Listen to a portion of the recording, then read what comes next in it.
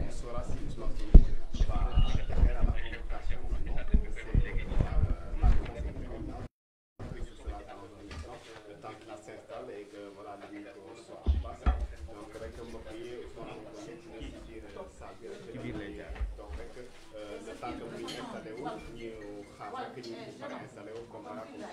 moom mën a yokk addu si li nga xamante ne moom la ñëpp di xaar ndax Ousmane Sonko dina dem uyu si lii di convocation juge d'instruction du cabinet ou pas loolu yëpp dina leer léegi rek ci kanam te comme ni ngeen ko gisee rek Ousmane Sonko il est déjà en place dañuy xaar rek comme ça ñu pare installation rek ñu dina démarrer li nga xamante ne moo di déclaration de presse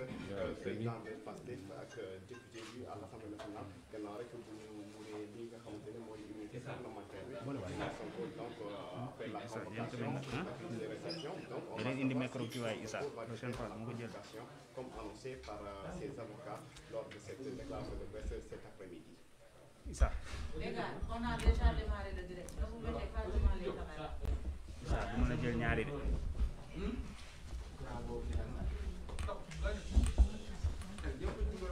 Non, ñaari mu nekk.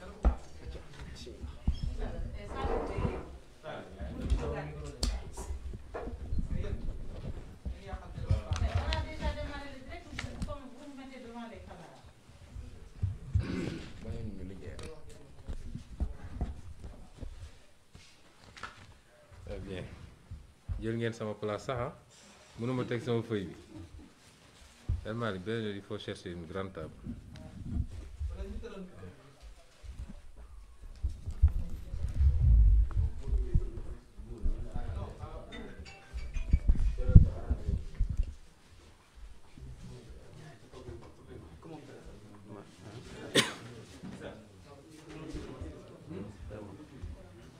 Vous pouvez mettre le téléphone sur silencieux.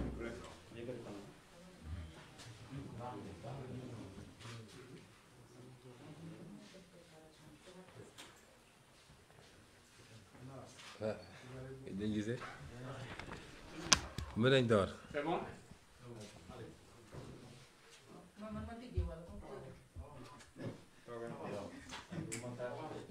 mbokki Sénégal asalaamualeykum man président Ousmane Sonko ma dellu si fas yéene séq ak yéen waxtaan bu gàtt bi mujj xawoon naa gudd tuuti waaye lañ ca waroon wax moo ko jaroon di leen gërëm di leen sant yéen ñi seetaan ñëpp di gërëm it suñu mbokk journaliste yi fi teew tey di doore sama wax ci ñaari wax yu am solo yoo xam ne benn boroom xam-xam bu ma seet si fan yooyu daf ma ko wax ne ma ci jamono jii nga toll ku la ne waroo wax danga war a noppi du sa mbokk ndax ña ka daan def ba wax bu jotee waxuñu toll nañ fu ñu bëggee wax mënuñoo wax ñaareel bi mooy ku la topp di la puus naan la li tubaab wax j'ai confiance en la justice du sa mbokk ndax boobu foo koy wax day fekk mu am justice bu indépendante surtout nag bu dee dossier boo xam ne dafa am cëslaayu politique may yokk ci ni ñun de wóoluwuñu justice su Sénégal waaye wóolu nañu ay magistrat ci biir justice Sénégal ndax lii histoire u Sénégal dafa biral ni musuñu fee gis dossier boo xam ne politique da cee fës justice àddu ci ñoo xam ne wute naag ni pouvoir exécutif mooy ni ki jiite réew mi bëggee su amee it ay exception la moo tax ñu ne bëri na ñoo xam dañ daan il faut ñu wóolu justice ñun de wóoluñu justice te loolu dañ ko am firnde yu wóor yuñ ko teg waaye ci biir justice wóolu nañu ay magistrat ndax foo dem diñ fa gis ay nit ñoo xam dara mënu leen këf dara mënu leen yóbbu ñuy def waxtaan bi loolu ubbi la woon di ko jagleel sénégalais yépp waaye rawatina ñi nga xam ne nag dañuy suñu soppe ñu jaral leen lu bëree bëri waaye di ko yaatal nag ndax toll nañ foo xam ne sooy wax opinion bi yépp ngay waxal ñépp lay déglu ku la bëgg ku la bëggul ku ànd ak yow ku àndut ak yow ñu ciy sant yàlla nag bu ñu yàlla yóbbee ba foofu ndax juróomi at ci gannaaw rek wala juróom-benni at ba ñuy door kenn xamuñu ci Sénégal di leen wax ni yéen sénégalais yi tey bu ñu toogee fii di waxtaan ak yéen seen njàmbarte moo ñu ko may ñun seen parlu moo ñu ko may waaye seen jàpp bi ngeen jàpp ci suñu xeex moo ñu ko may ndax su du doon loolu rek defe naa lundi 8 def na léegi presque léegi mu def weer bu dul woon seen taxawaay lundi 8 googu la ñuy jël Ousmane Sonko ne ko caax tey duma toog fii di waxtaan ak yéen ñu leen ciy gërëm di leen ci sant ndax loolu kóolute gu mag la te defe naa mun nañ ne guléet la ci Sénégal guléet la ci Sénégal nguur yëkkati li muy yëkkati bugg ko sotti ci nit ak ko munti doon mu ne lii duma ko nangu parce que dañoo respecté wul samay droit nguur ga dellu gannaaw ba la ñu bëggoon def sottiwul loolu nag jàngat gu bari lañ ci jàngat te ñu jàmmarloo it jàngat gu bari lañ ci jàngat mooy projet bii nga xam ne ñun moom la ñu andi présenté ko Sénégalais yi ah am na fu mu toll Sénégalais yooyu fu sore ba ndaw ñi mag ñi jigéen ñi def projet boobu seen projet bopp mu jaral leen ñu xeex walla ñu sacrifié wu may wax ni projet boobu du Ousmane Sonko donte Ousmane Sonko am na ci solo ak fu mbir mi mën a mujj ak lu munti doon dafa am lu ñu ji te loolu meññ na li ci des mooy ñu mën a witti kon loolu kenn mënatu ko fay ci Sénégal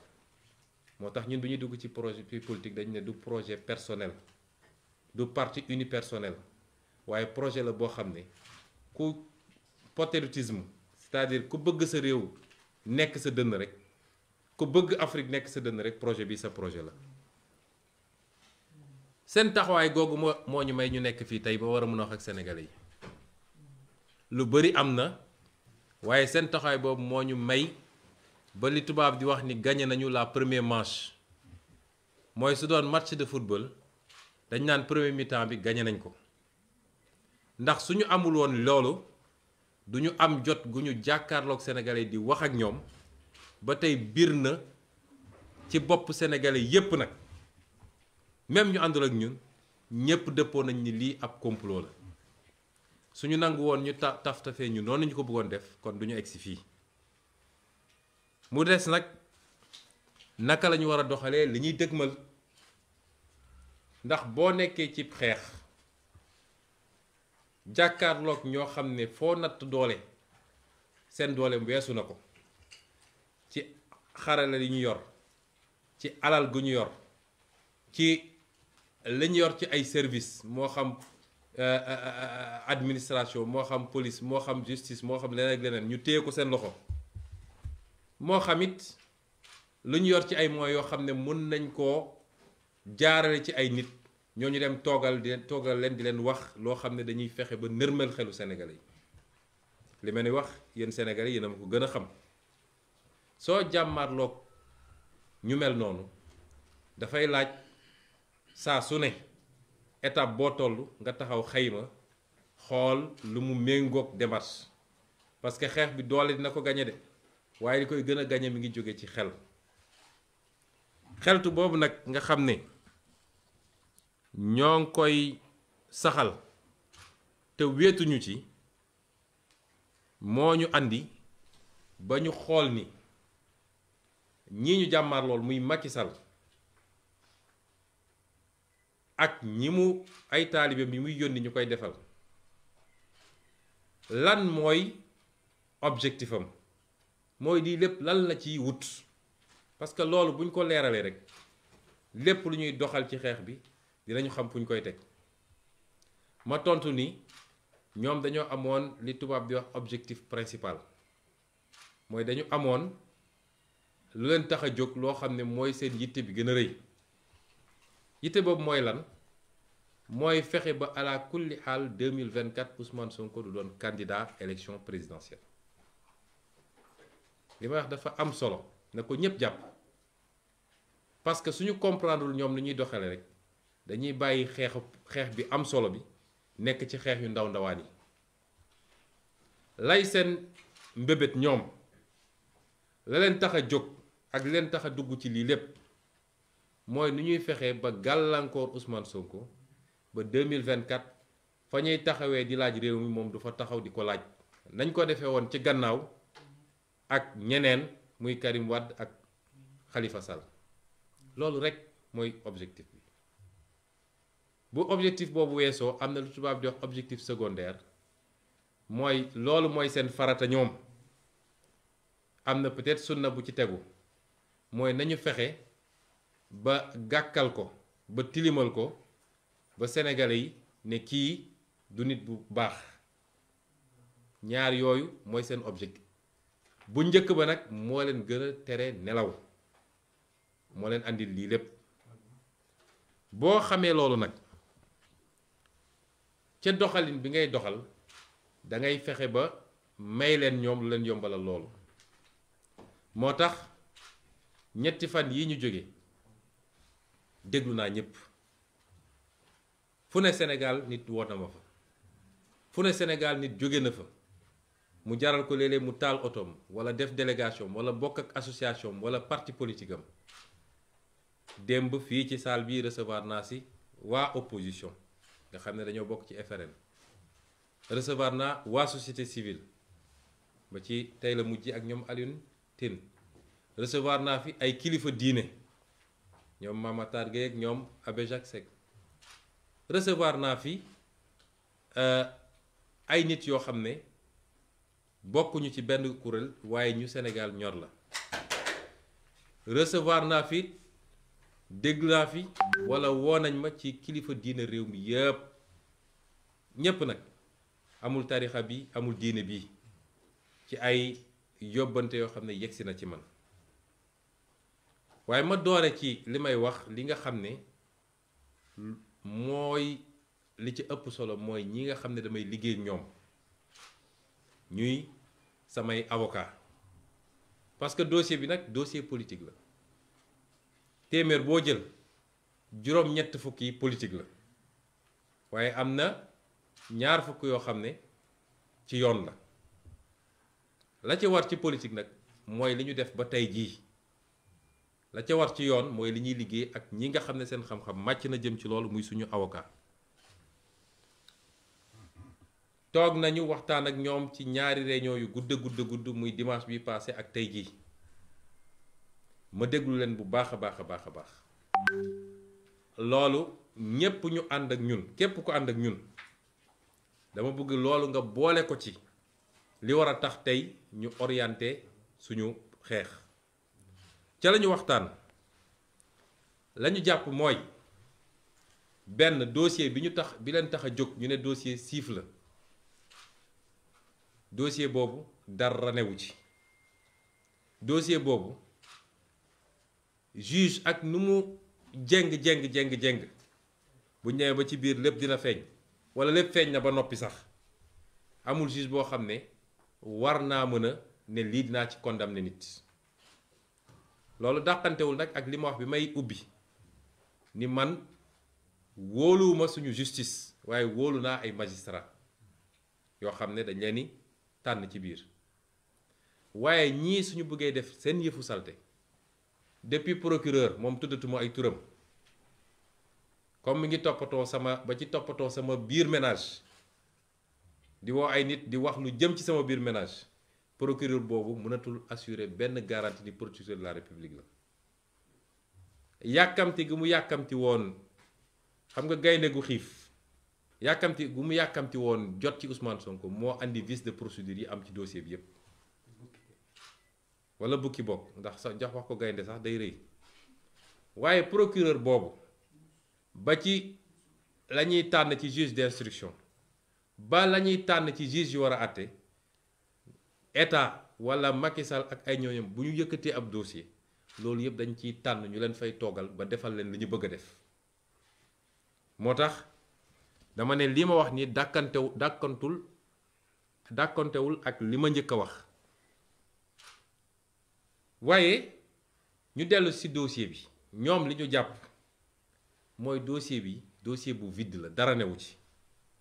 te li Sénégalais yi gisagum yépp jëm na ci côté boobu comme am dossier bi dara newu ci ñun am na benn piège bu ñu war a moytu benn ndëgg sërëxal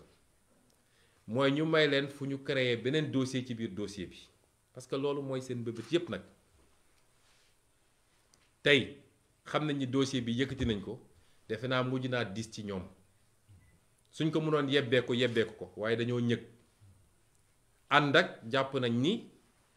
bu leen bii rëccee dootuñu am fu ñu mën a jàppee Ousmane Sonko moo tax ñu continuer li ñuy def la ñu gis ñoom mooy bu ñu leen may fu ñu créer dossier ci biir dossier loolu mooy lan mooy tey bu ñu nee demuñu uyu ji def nañ ko benn yoon xeex ak ñoom yàlla am lu ñu ci may nun xeexuñoo ak ñoom ndax sama kër gi génnuma fi waaye ñi nga xam ne sopp nañ ñu te kenn joxu leen mot d'ordre ñoo jóg spontanément ñoo ne bërët jóg ne ñun ñëpp nañu daje ji kër Ousmane Sonko gis nañ lundi 8 li fi xewoon waaye tey bu ma dellu si waatee ne dew ma ñu jël seen arme yépp yónni ko fii la ñuy njëkk a def ma leeral ko ci bopp Sénégal yépp mooy ne dinañ ko coller li ñuy tuddee de rébellion mooy koo xam ne juge de la yónni convocation nga ne dew ma ñàkk a dem nga ci jëmm ji ne dew ma loolu du délit waaye bu ñu yónnee seen armée ne dem leen jël ko foo jaar même soo nee defuma benn résistance ñu fexe ba créer un peu de violence bu ñu wëlbati koo dem ne dafa doon résister donc nañ ko coller rébellion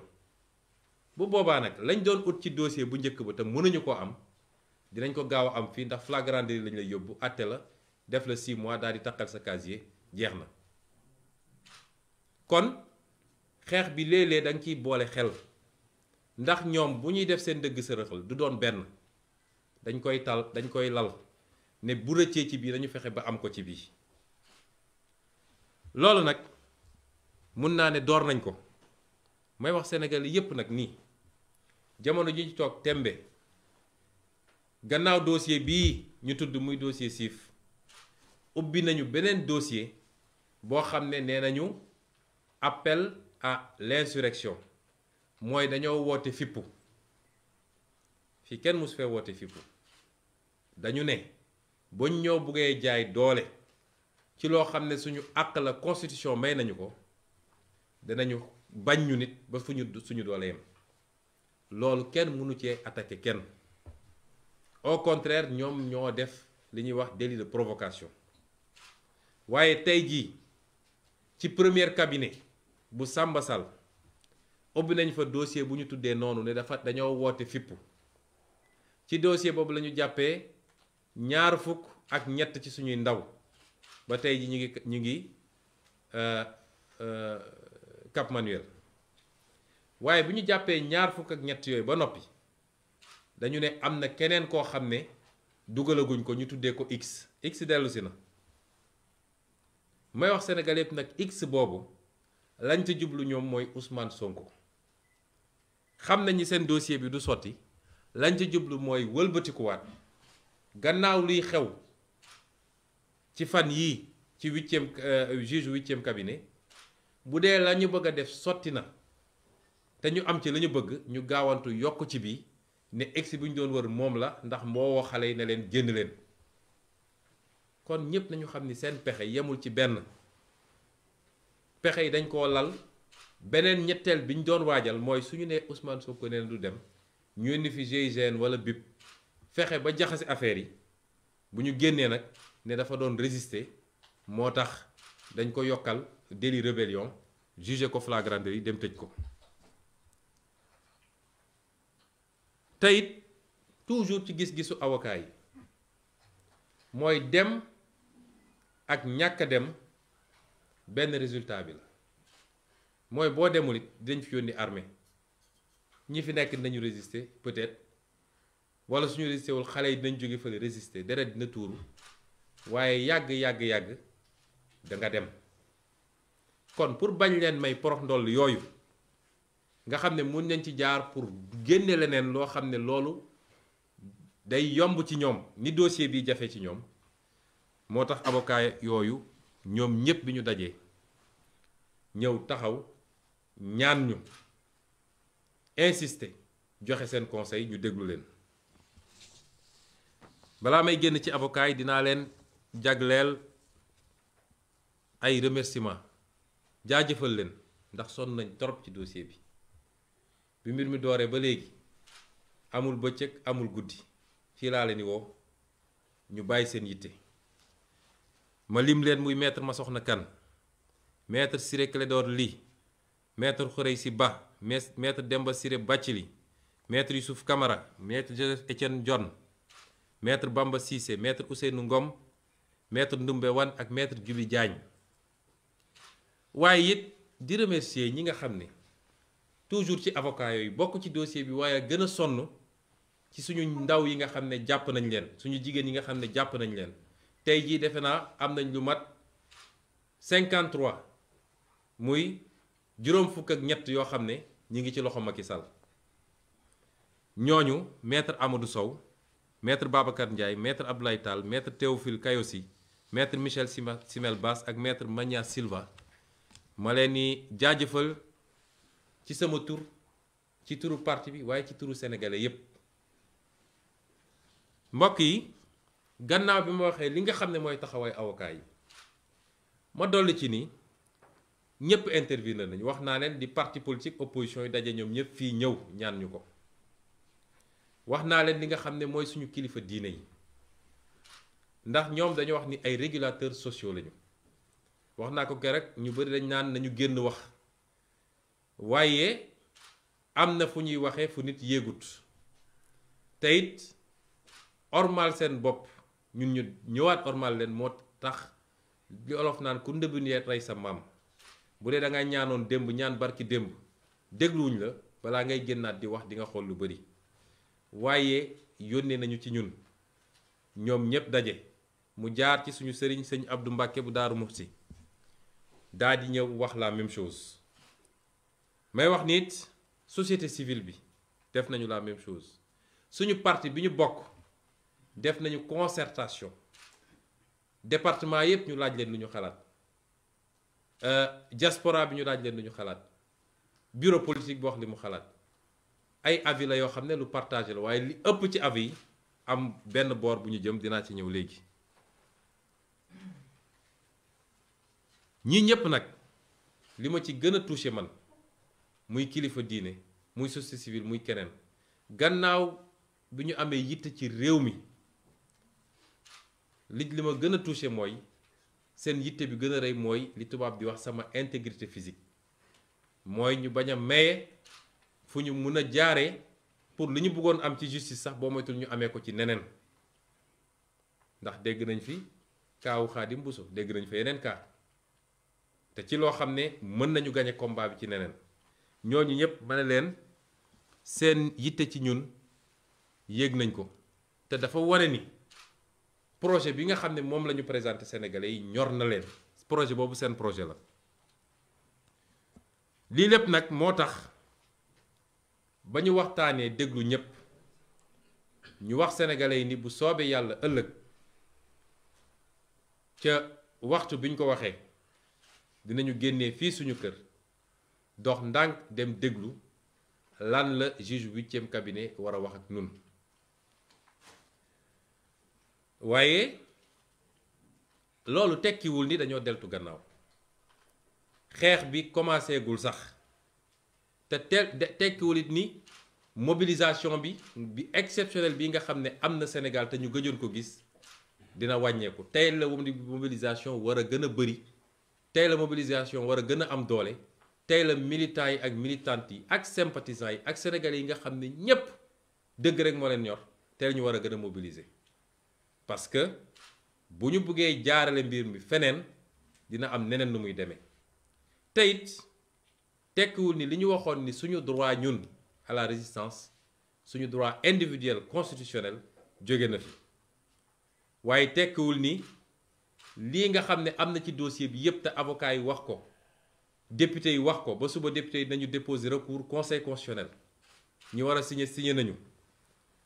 loolu lépp duñ ko bàyyi mu jaas parce que lañ ca war a def ci yoon danañ ko def muy fii muy CEDEAO muy feneen ak feneen may woo nag sénégalais yi ndax duma ko wax ak Macky Sall ndax ku am xol am yëg-yëg ngay waxal ci lu jëm ci nit ñi ñii nga xam ne jaay nañ leen doole muy suñu otage politique yi ne sénégalais yëpp àddu na leen Macky Sall bàyyi rawatina nag ñi nga xam ne jigéen lañu tey jii dañoo fas yéene woon démarrer grève de la faim ndax ñu ngi leen di pamti ku ñu jàpp àjjuma ba tey yóbbu leen delloosiwaat leen yóbbu leen delloosiwaat leen déglu sax defuñu leen ko lépp pour métital loolu taal na ay réew yu bari parce que jaay doole ci anam yi baaxul man maa leen ñaan ne leen bu leen grève de la faim ndax dama jàpp ni bokkul ak suñu gëm-gëm waaye li gën a garaaw mooy ku toll ci xeex danga soxla sa doole waroo affaiblir sa bopp te am naa ñëwante bu rëy ci ñoom nag ndax dama koy natt ci sama bopp moo tax ma ñaan leen ko waaye du lu ñu bëgg a génne ci xeex bi.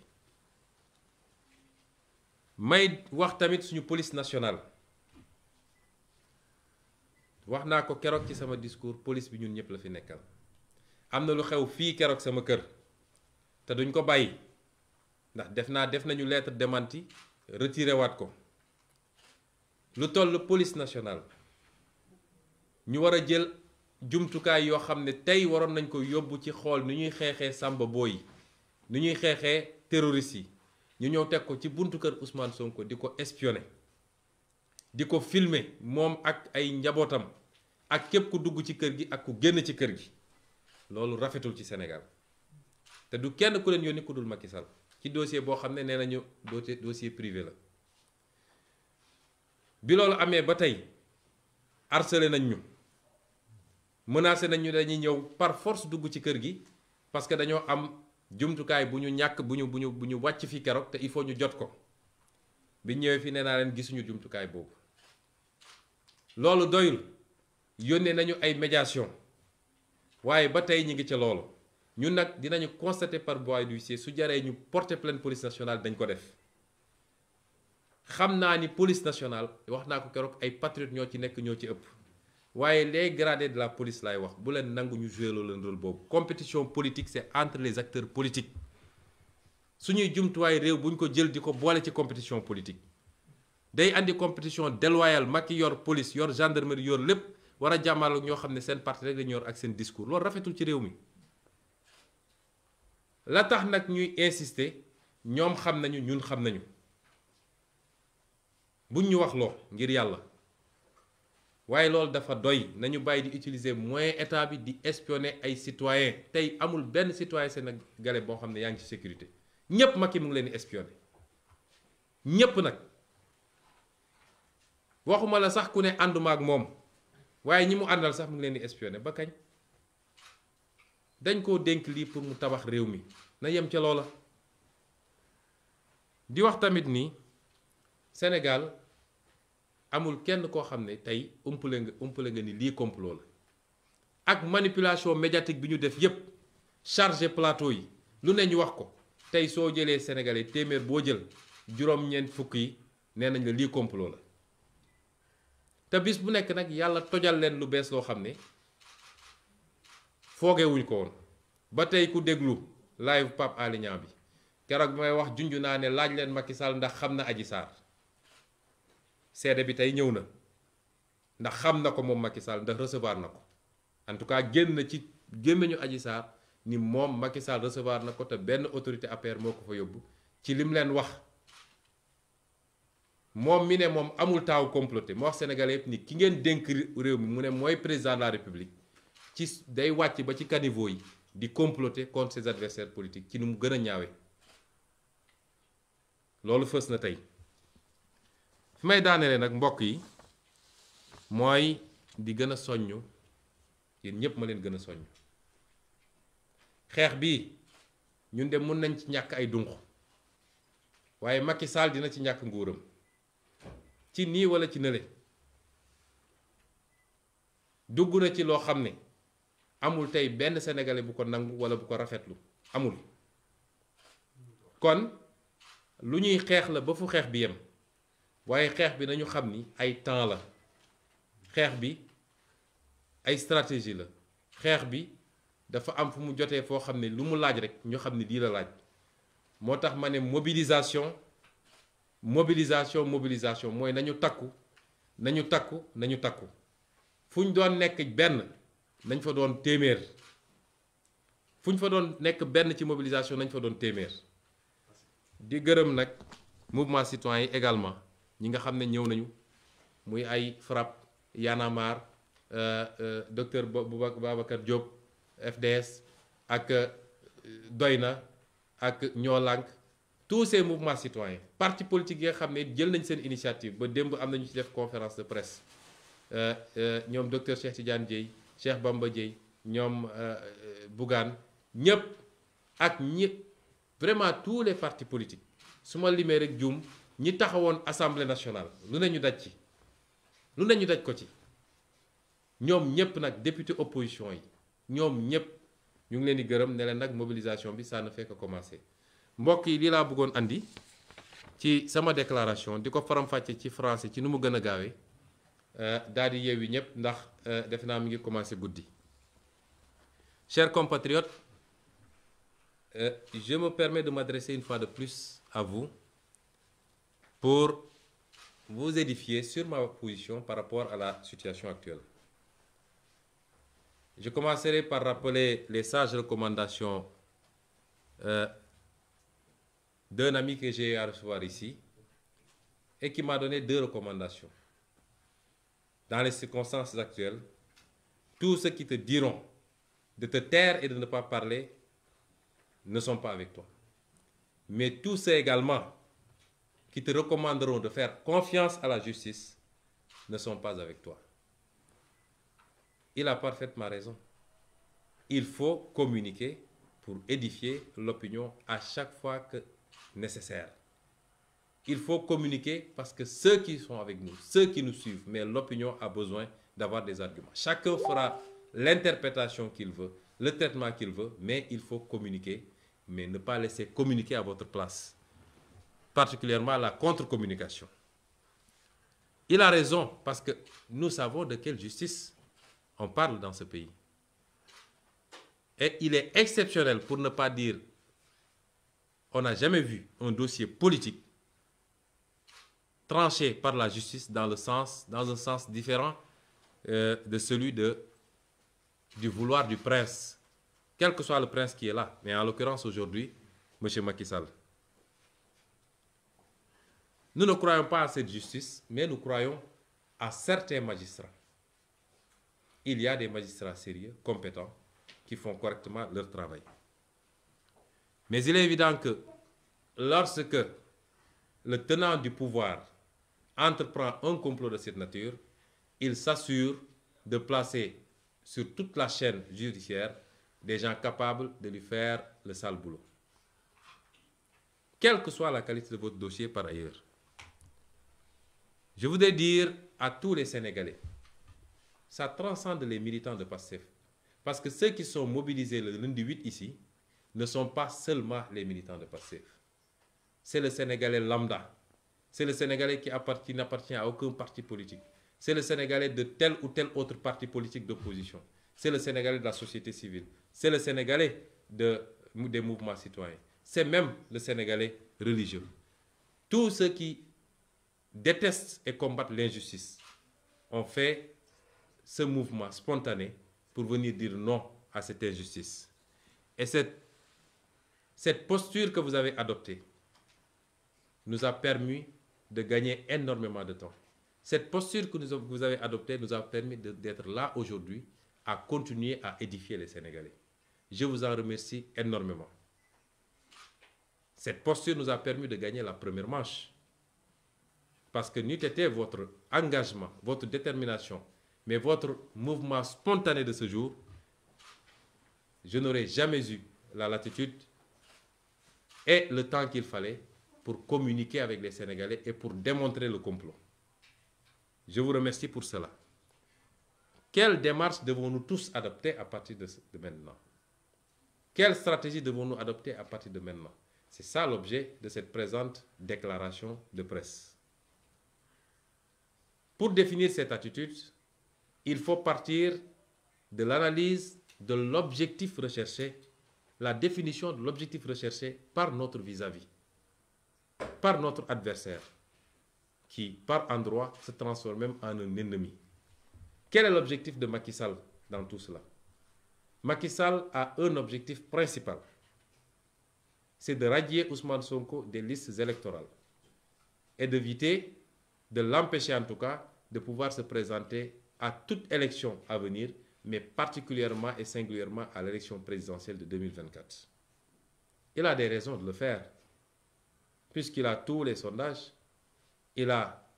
les services de renseignement qui lui donnent tous les renseignements qu'il faut. Il sait pourquoi, impérativement, il lui faut se débarrasser de cet adversaire. Et justement, la tournure qu'a prise cette affaire, la démonstration de force qui a été faite par vous tous, chers compatriotes, le renforce dans sa crainte qu'il a en face de lui un adversaire qui, s'il se présente à une élection en 2024, et même s'il se présente dans des listes pour les prochaines élections locales et législatives, est un adversaire qui pourrait facilement le battre. Et c'est pourquoi il faut qu'on comprenne tous que, quelle que soit la situation, et malgré l'évidence qui s'est faite aux yeux de tous les Sénégalais d'un complot ignoble, Macky Sall ne reculera pas. Parce qu'il considère que s'il rate cette occasion de se débarrasser de cet adversaire, il n'en aura plus d'autres pour se rattraper. Alors, ça c'est son objectif principal, qui est adossé à un objectif secondaire, celui-là de jeter l'opprobre, de jeter le discrédit sur l'image de cet opposant, de cet adversaire, en l'occurrence Ousmane Sonko. Il faut bien qu'on campe cela, chers compatriotes,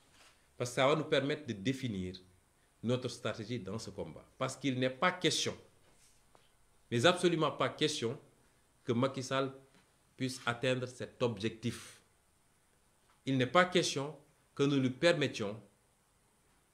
allègrement, librement, mais sans aucune résistance, que nous lui permettions de pouvoir écarter les adversaires politiques comme à son gré. C'est aujourd'hui cela qui doit orienter, guider toutes les actions que nous allons poser à partir de maintenant. Et c'est pourquoi j'ai écouté tout le monde. J'avoue que depuis 3 jours, je n'ai cessé de recevoir, du matin à la nuit. Je n'ai cessé de communiquer, d'écouter les gens au téléphone. Tous les segments de la société ont eu à m'interpeller d'une manière ou d'une autre par rapport à la situation que nous vivons. Mais je commencerai par la position la plus centrale, la plus importante dans ce genre de situation. Parce que nous avons un dossier, certes, à 80 ou 90% politique, mais qui peut être à 20 ou 10% judiciaire. Et quand on parle d'un dossier judiciaire, on parle d'avocats, parce que c'est les hommes de l'art, c'est les hommes du métier, et c'est pourquoi je me suis permis de m'entourer, avec le soutien de tous les Sénégalais, d'avocats rompus à la tâche. Et quand on prend des conseils, on les écoute. Nous avons tenu 2 longues réunions ici, dans cette salle même, avec ces avocats, le dimanche passé et aujourd'hui même. La position de ces avocats, c'est de dire, 1,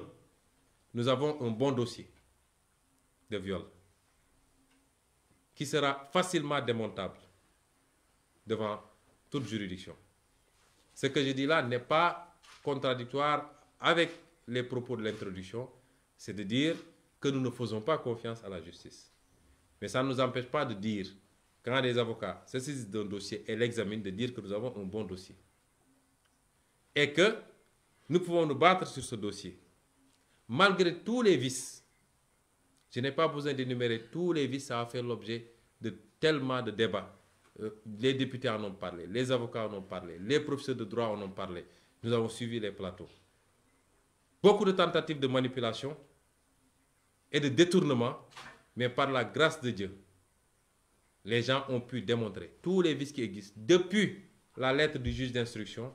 jusqu'à la levée de l'immunité parlementaire et même la convocation qui n'a pas attendu le délai minimal prévu dans ce cas d'espèce pour permettre éventuellement des recours. Ce recours que feront d'ailleurs demain les députés de l'opposition qui ont déjà préparé le texte et qui ont eu les signatures qu'il faut. Mais nous continuerons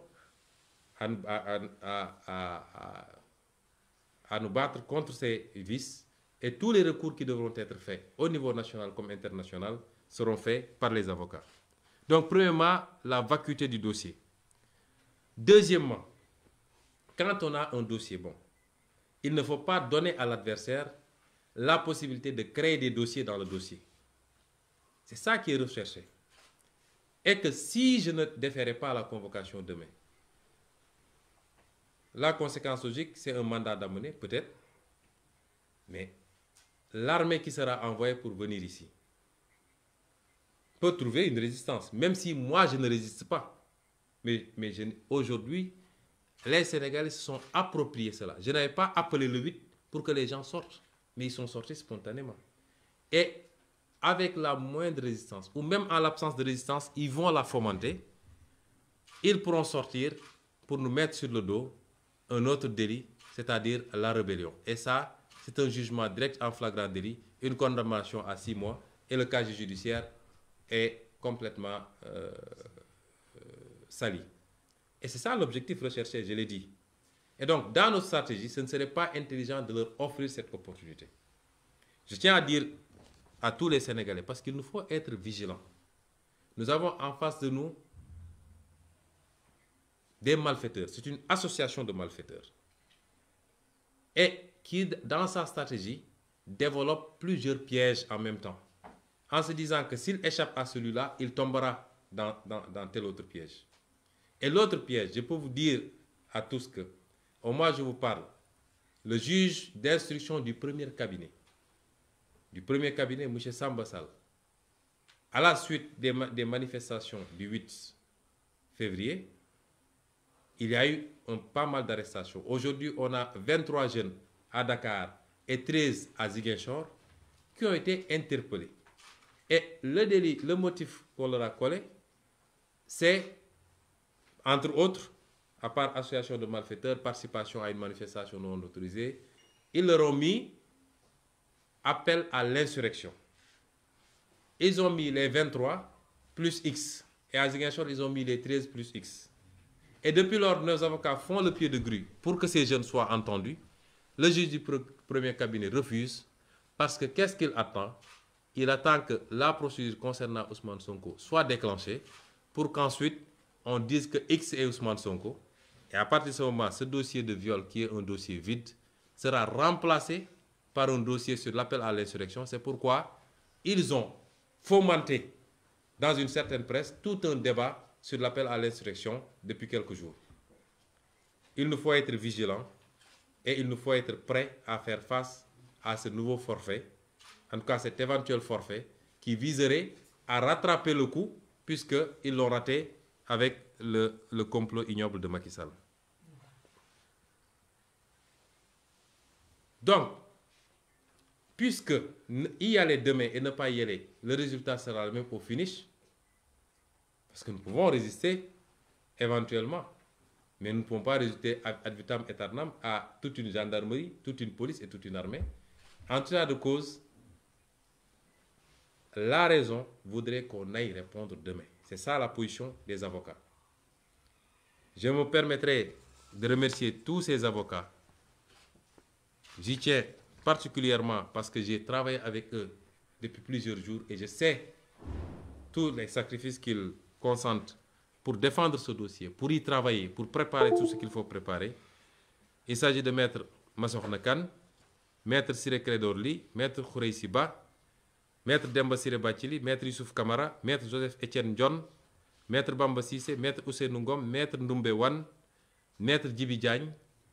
Maître Amadou Sow, Maître Babacar Ndiaye, Maître Abdoulaye Tall, Maître Théophile Kayosi, Maître Michel Simel Bass, Maître Magna Silva. Ceux qui travaillent quotidiennement dans le dossier principal qui nous concerne, comme ceux qui se sont donné les moyens d'être présents à chaque fois qu'un militant ou une militante est arrêté. À chaque fois que quelqu'un est, même ceux qui ne sont pas nos militants et qui nous soutiennent, je veux parler des Guy Marius Sagna, des Dame Mbodj, des Clédor Sène, tous ces gens-là, à chaque fois qu'il y a une arrestation, ces avocats sont donnés les moyens d'être présents pour qu'on ne les entraîne pas dans des déclarations qui pourraient se retourner contre eux. À part les avocats, toutes les autorités de ce pays, tous les segments, j'ai parlé des autorités religieuses. J'ai reçu toutes sortes de délégations ici dans cette salle. La dernière en date, c'est la délégation conduite par Jamra de Mamatar Gueye, Abbé Jacques Seck et beaucoup d'autres religieux. J'ai reçu des interpellations, des gens qui ont été envoyés par ces guides religieux, qui ont concouru tous à la même demande, non pas seulement pour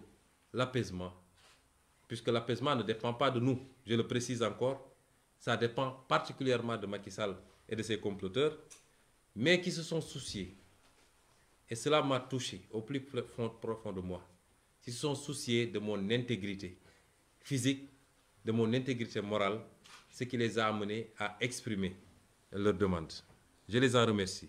Les partis politiques d'opposition, j'en ai reçu ici hier dans le cadre du FRN.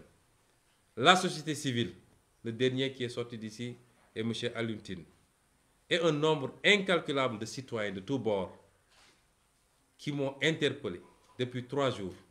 pour insister et nous demander d'aller dans un sens. Notre propre famille, mais notre parti politique qui a ouvert depuis hier de larges concertations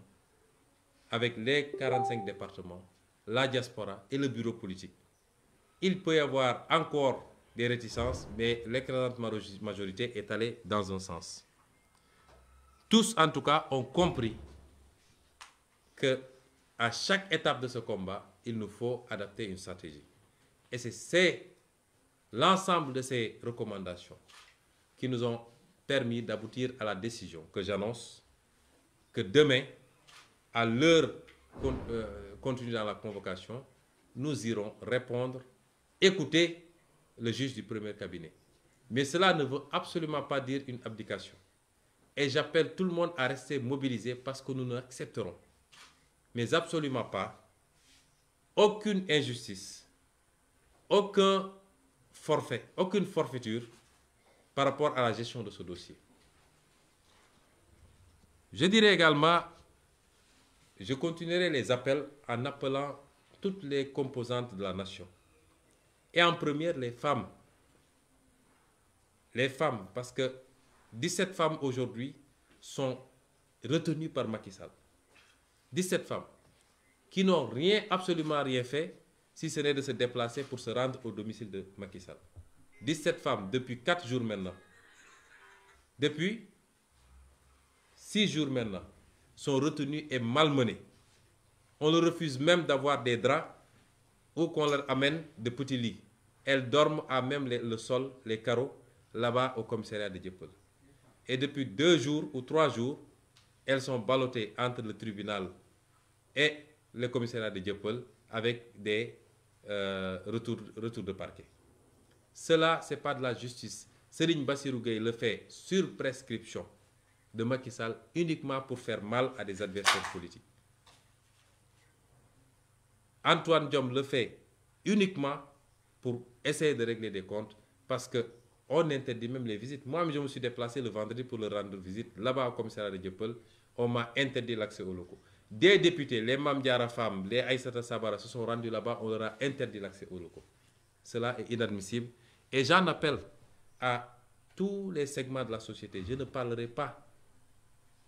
de Macky Sall, parce qu'il faut avoir un cœur pour qu'on puisse vous interpeller. Je parle à tous les segments de la société. Ce qui se passe est inadmissible. J'interpelle notre police nationale. Quand on dit nationale, ça veut dire que ça appartient à la nation.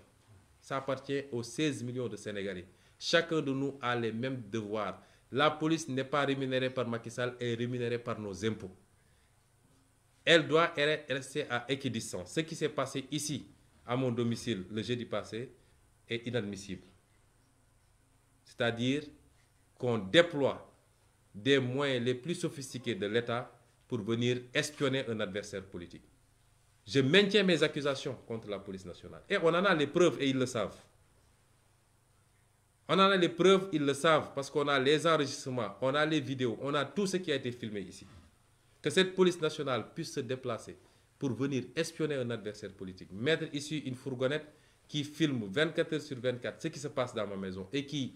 intercepte tous les sons émis à partir de cette maison, c'est inadmissible. Et ça, c'est Macky Sall. On a accusé un recul extraordinaire dans ce pays avec Macky Sall. Et s'il y a un Sénégalais qui pense qu'il peut échapper à ça, s'il y a un Sénégalais qui ne se sent pas concerné, c'est qu'il se trompe. Tous les Sénégalais sont en danger parce que tous ceux qui diront que je ne réfléchis pas comme Macky Sall, je n'exprime pas les mêmes opinions que Macky Sall, sont systématiquement écoutés, traqués, piégés, manipulés pour avoir des ennuis judiciaires. Il faut aujourd'hui que chacun et chacune d'entre nous en soit conscient. Même les guides religieux sont espionnés dans ce pays. Que tout le monde le sache. Et cela est inadmissible parce que c'est une violation de la Constitution. La propriété privée, les données personnelles. Il y a des lois pour ça. Mais Macky Sall n'en a cure dans cette obsession de se maintenir au pouvoir. Je le dénonce, je le regrette et nous donnerons les suites qu'il faut parce que depuis des jours, on est harcelé ici. Nous avons été menacés d'une intrusion musclée de la police pour venir récupérer soi-disant un matériel qui serait perdu ici. Nous avons ensuite eu des émissaires qui sont venus négocier. Nous n'avons pas vu de matériel ici, je le dis. S'ils viennent, ils ne trouveront pas de matériel ici parce qu'on n'en a pas vu. Ils n'ont qu'à dire aux Sénégalais quel matériel ils ont pu perdre ici pour continuer à faire cette pression sur nous. C'est inadmissible. L'éclatement du complot, j'en terminerai. Je n'ai plus besoin de donner des éléments. 90% des Sénégalais sont convaincus et conscients que c'est un complot de très bas niveau. Ce qu'ils ne savaient pas ou ce qu'ils ne pouvaient pas établir, c'est jusqu'où il y a la chaîne de responsabilité. On a parlé de la fameuse avocate. Aujourd'hui, on a des preuves supplémentaires de son implication jusqu'au cou dans cette affaire-là. Et de son mari également, qui est ministre dans ce pays-là. On a toutes les preuves de ces implications-là. Et on exigera ce qu'il faudra pour que la justice fasse ce qu'il a à faire, le moment venu. Parce que beaucoup de gens nous disent pourquoi vous n'avez pas contre-attaqué. Après discussion de nos avocats, nous avons considéré que le moment viendra. Parce qu'on ne peut pas leur donner certaines opportunités. Mais les gens ne savaient pas que ça va beaucoup plus loin. Je l'ai dit l'autre jour lors de ma déclaration, j'ai dit les Sénégalais n'ont qu'à poser une question très simple à Macky. Est-ce qu'il connaît Adji Sarr? Ceux qui ont écouté aujourd'hui le live de Pape Alé et le témoignage y contenu peuvent maintenant répondre eux-mêmes à cette question. C'est que Macky Sall aurait reçu même Adji Sarr de la bouche de cette dernière, l'aurait reçu parce que celle-là lui a... En réalité, on est dans une grande entreprise de manipulation où, au finish, je me dis, est-ce que ce n'est pas les manipulateurs qui ont été manipulés par cette jeune fille? Je dis aux Sénégalais, Macky Sall a dit à RFI qu'il a autre chose à faire que de comploter. Je vous dis qu'il est le comploteur en chef et que c'est lui qui tire les ficelles de bout en bout de cette affaire-là. Enfin, je relancerai cet appel à la mobilisation de tous les Sénégalais et les Sénégalaises. Dans ce combat, nous pouvons perdre des plumes, mais Macky peut perdre son pouvoir. Tout dépend du peuple sénégalais. Est-ce que ce peuple peut accepter que celui qu'ils ont élu aux plus de responsabilités de ce pays, à qui ils ont donné tous les moyens pour transformer leur vécu, pour améliorer leur vécu, passe l'essentiel de son temps à espionner, à comploter contre ses adversaires politiques? Est-ce qu'ils peuvent accepter que la seule règle qu'ils connaissent par rapport à la conservation du pouvoir, ce n'est pas la règle de la confrontation des opinions et des idées, la confrontation des programmes dans le cadre d'élections libres et démocratiques, mais la seule règle qu'il connaît, c'est la règle du complot pour liquider des adversaires politiques? Est-ce que les Sénégalais vont continuer à accepter ça? S'il parvient à ses fins avec Ousmane Sonko, est-ce que les Sénégalais peuvent accepter un pays sans opposition? Si chacun, ceux qui ne se sentent pas concernés, qu'ils ne reviennent pas demain après pleurer. Lorsqu'il aura éliminé toute opposition, il déroulera en roue libre et il instaurera une dictature totale et totalitaire. C'est ça qui se joue